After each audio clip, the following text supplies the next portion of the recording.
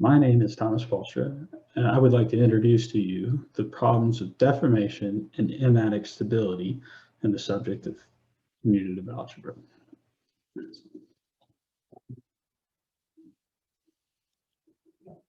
So, deformation and stability problems in commutative algebra. So, let's begin with the subject of deformation. So, like many good problems in commutative algebra, there's a motivating philosophy to the problem. And the motivating philosophy is this. If you have a geometric object, such as a scheme or variety, and you have a subvariety contained inside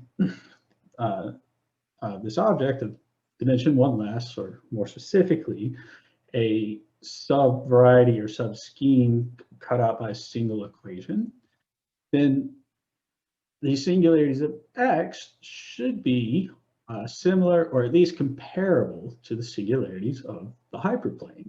This is a motivating geometric philosophy. And how does one take this philosophy and put this into a concrete problem of commutative algebra? Well, this is where the deformation problem comes up. Suppose we have a local ring, and P denotes some property of rings that may or may not be enjoyed by this particular ring.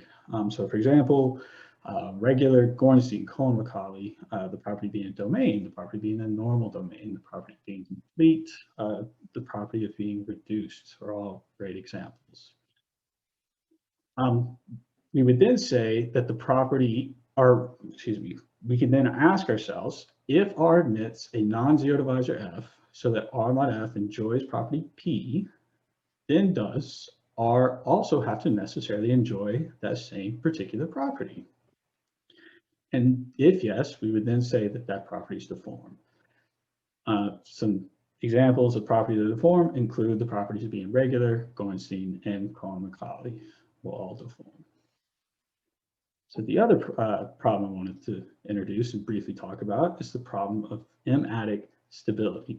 And like deformation, there's a very strong and intuitive motivating philosophy behind it, which is the expectation is that two sets of similar equations or two functions which are similar to one another should define similar singularities. So how does one make this into a concrete problem? Start with a local ring, and then some property of that local ring denoted by P. We would then say that the property P is M-adically stable in the ring R if, for each non-zero divisor F inside the ring, if you know that R mod F enjoys this property, then so too must R mod F plus epsilon for all epsilon in a sufficiently large power of the maximal ideal. Now, if you take an element epsilon in a large power of the maximal ideal, you should think of that element as being very small, and therefore you should think about the elements F and F plus epsilon as being similar equations or similar functions.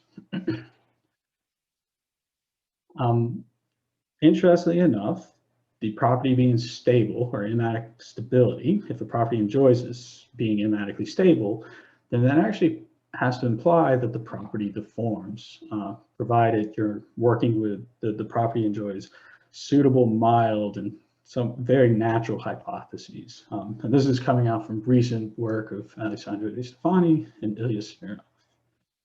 But I do want to emphasize that stability is a far more subtle condition, and it's oftentimes more difficult, or that's a different translation, maybe more interesting to study at times for this reason. And I do want to point out that these properties of being regular, Gornstein, and Cohen-Macaulay are all going to be properties which are M-adically stable.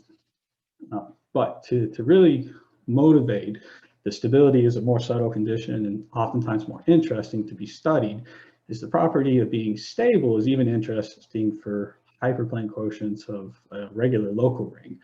And this is demonstrated by a classical result of Samuel from the 1950s, which is if you have a power series ring over a field, and if you have a non-zero divisor F inside this power series ring so that R mod F happens to find an isolated singularity, then so too are the rings of the form R mod F plus epsilon.